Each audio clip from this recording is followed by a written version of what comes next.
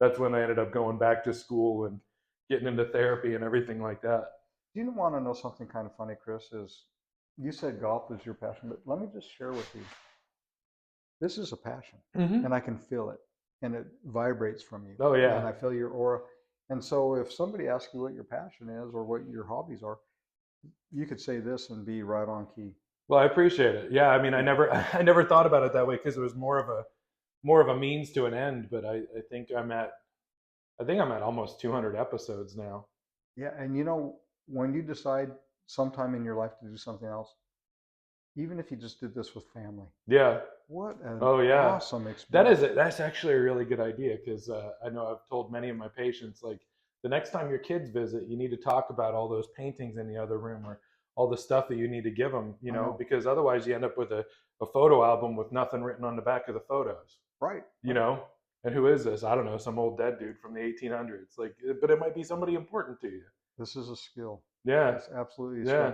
I have ancestry going back to pioneer time, Hmm. and to hear their journals, I can't tell you the kinship I feel and how good that makes me feel. Think about somebody 2 generations looking at your videos. Hmm. It's a legacy, Chris. Yeah. It's absolutely a Somebody legacy, I probably would never meet, right? They but would have somebody, forgotten about it. but it would be passed down. You That's are really cool. planting trees so they can sit in the shade of trees they did not plant. I like that. I do too. It's one of I like that. my Well, welcome back, everybody. Little little intro here. I don't even know if I'm going to cut this or where all of that's going to go. I love being around introspective people, so somehow all of that is going to end up on B-roll or something because I got to share that. So, 7 minutes for seniors. I'm Chris Wilson with Modified Independence. This is Mike Jorgensen, Hello. Senior Counsel. We're on Park Street in Riverside. It's a beautiful October morning. This is our fifth and final segment. Um, so the fifth segment, always the end segment, the last segment, but I do like to think about the future. All right. Thinking about the past just causes stress. Thinking about the future should feel good. So if I could introduce you to anybody, living, dead, fiction, nonfiction, I don't care, who would it be? There are so many people I'd like to meet, but it would be an author. It'd Mm-hmm. either be Mark Clemens, who is Mark Twain, Mm-hmm. Samuel Clemens, or it would be Charles Dickens, or it'd be Stephen King, or it would be Shakespeare. Okay. All right. So pretty broad range from like the 1500s to the 1800s, something like To that. the present with Stephen To the King. present with Stephen. If Stephen King is still alive, we don't need to put him in the ground, right? So okay. So pick one of them. Okay, let's go with Charles Dickens. He's one of Okay. my favorites. So would you go back to Charles Dickens' time, or would you bring Charles Dickens forward to this time in order to have a conversation? Oh, I'd love to bring him forward Mm-hmm. because of the technology changes we've had.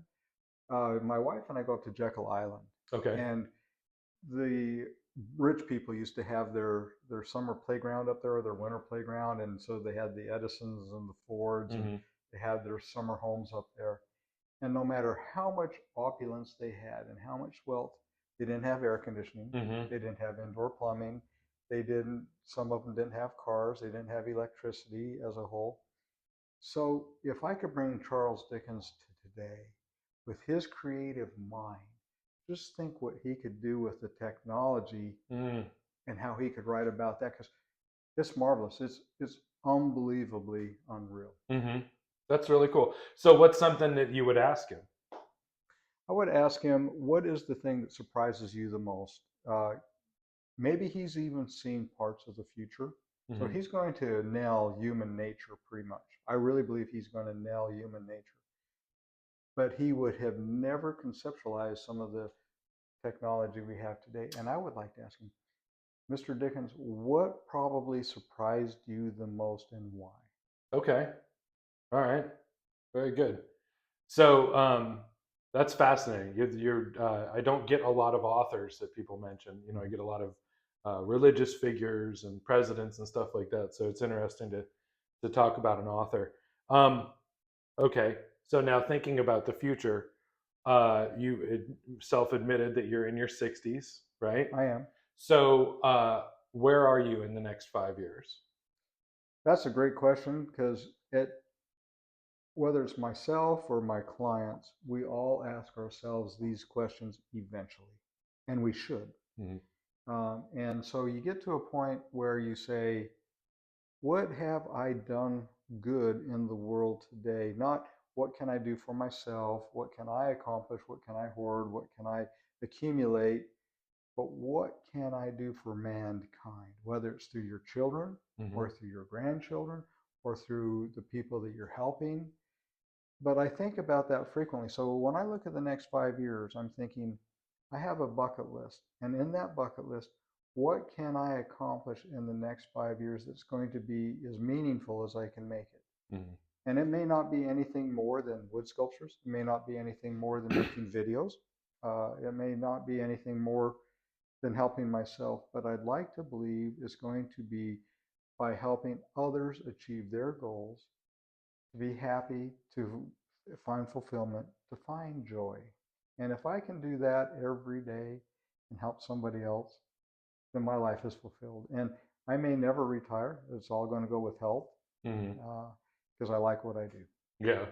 So that's the other question, because normally I go 5 years, 10 years, and in doing all of these interviews, I started realizing like we are talking about seniors, we're talking about people that have retired, we're talking about people who uh, dwelled on that same topic of what am I going to do when I retire. So I've kind of evolved this conversation now with this question: what does retirement look like for you when you're done? When you're done, When I'm done, when you're done, what does retirement look like for you? well, I'll still stay busy Right. Well, yeah. because as soon as we stop moving, Hmm. we really go into remission very quickly.